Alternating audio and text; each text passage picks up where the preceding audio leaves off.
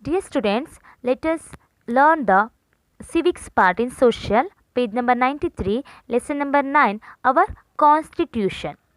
Constitution means a set of basic rules followed by a country. It is at least the organ of the government. It shows the powers and functions of a government. There is a reference to the right and duties of the citizen. The constitution is a reference guide to the government. No one should break the constitution. The constitution is well known as it a fundamental law of a country.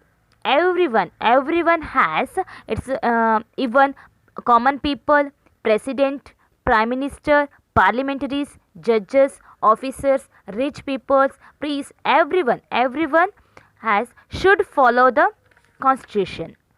So now let us see the importance of constitution.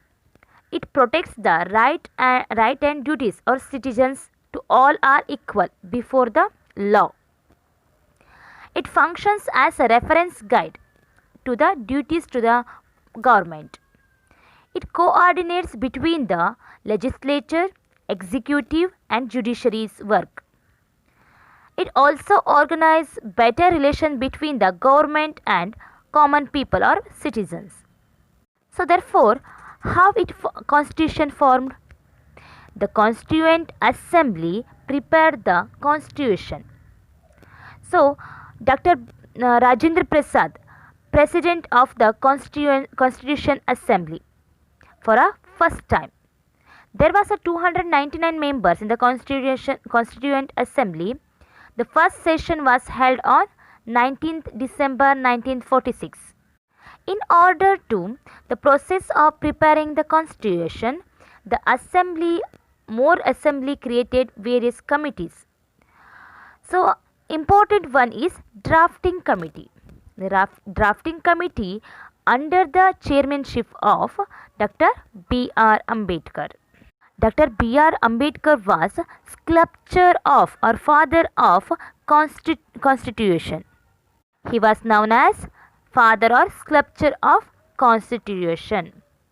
Now let's see the role of Dr. B.R. Ambedkar in drafting committee or drafting constitution. So Dr. B.R. Dr. B.R. Ambedkar was the law minister of the Indian from 5th August 1947 to 26 January 1950, and including Dr. B.R. Ambedkar or chairmanship of Dr. B.R. Ambedkar and other members of the Constituent Assembly verified the draft constitution and proposed 2473 amendments. It means tiddupadi.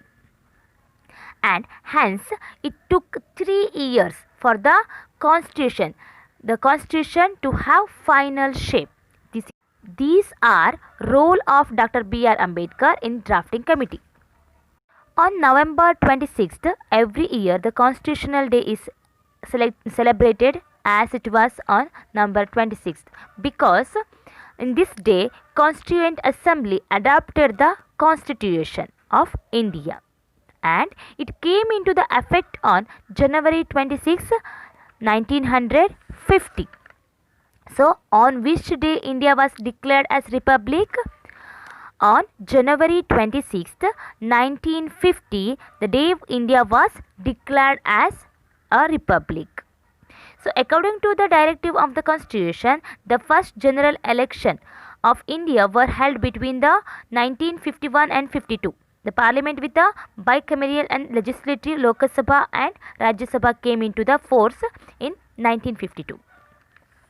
So preamble of Constitution. So equality, self-respect, fraternity and national integrity are the ideologies that find reference to the preamble. Like this, the preamble of our Constitution: we the people of India, having solemnly resolved the Constitution India into a sovereign, socialist, secular, democratic republic and secure to all its citizens. So ಸಂವಿಧಾನದ ಪೂರ್ವಪೀಠಿಕೆ ಹೀಗಿದೆ: ಭಾರತೀಯ ಪ್ರಜೆಗಳಾದ ನಾವು ಸಾರ್ವಭೌಮ, ಸಮಾಜವಾದಿ, ಜಾತ್ಯತೀತ, ಪ್ರಜಾಪ್ರಭುತ್ವ, ಗಣರಾಜ್ಯ ಸರ್ಕಾರವನ್ನು ನಾಗರಿಕರ ಭದ್ರತೆಗಾಗಿ ನಮಗೆ ನಾವು ಇಂದು ಅರ್ಪಿಸಿಕೊಳ್ಳುತ್ತಿದ್ದೇವೆ. Now let's see the features of constitution. So first one, written constitution. Our Indian constitution is an written form. This is the longest constitution in the world. The structure, power of extent for three organs of the government like legislature, executive and the judiciary explained. So next one, republic. The constitution has, our Indian constitution has declared India as a republic. In the case republican system, it means India which has kind of political system like there is no rule of the king. Instead of king, there is the rule of elected representative by the people. They rule the country. So it is a republic. Next, third one, fundamental rights and duties. The constitution guarantees 6 fundamental duties to citizen at a present. So first one, right to equality. All are equal before the law. Nobody is above the law.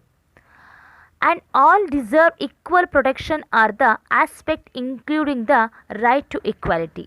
The government cannot discriminate on the basis of the religion, caste, sect, gender, place, birth. It cannot restrict entry to the shop, hotel or restricted place. All are equal. Second one, right to freedom. The right to freedom given in the constitution provides the following everyone: right to speech, right to participate in the peaceful public meeting, right to establish the institution or association, right to travel throughout the country, right to live any part of India, right to take up any employment, business or occupation. Next, third one, right to against the exploitation. The object of this right to prevent the exploitation of poor, women, children and the weaker section of the society.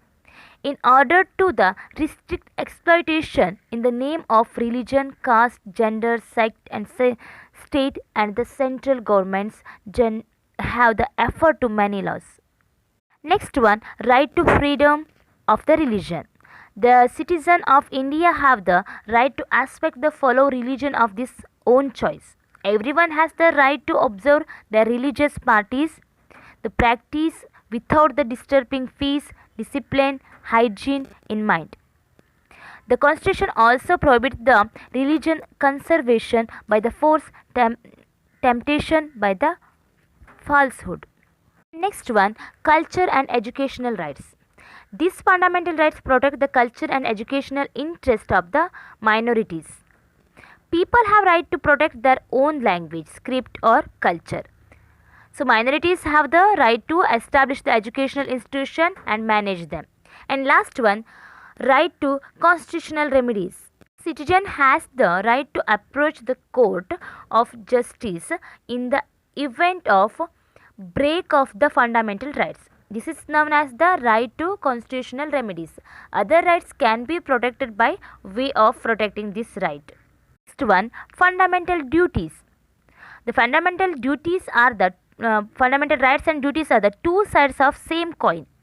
The responsibilities of man individually to his country is known as a duty. For example, to protect the constitution, national flag, national anthem.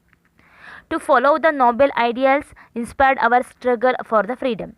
To protect the unity of India. To defend to motherland. Promote the inspired common brotherhood among the people.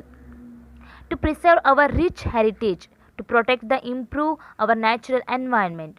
To develop the scientific temper and the spirit of the inquiry. Indian people are safeguard to the public property. To stick towards the exclusion of the individual collection activities. These and last important one, that children from the age 6 to 14 years, the parents or guardians should provide an opportunity to education. These are fundamental duties. Now see the constitutional fourth feature, secularism. Thus, Constitution upholds the principle of the secularism. The governments are affect to make no discrimination on the basis of the religion are expect to treat all religions are equal. This is a secularism. And next one, independent judiciary. The judiciary is independent of executive and legislative and has advocate powers. Neither the government nor parliament can interfere with the functioning of judiciary. All are equal before the court of law and all are have right to justice to principle. So last one, last one, universal adult branches. The system of electing the representative through the voting of adult members, it means 18 years above, is called universal adult branches. So seventh one, election system. India is the largest democracy is the world.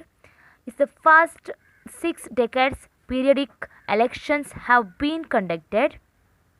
The system of democracy has been advocated deep rooted our country. It is still satisfactory system in spite of the certain democracies.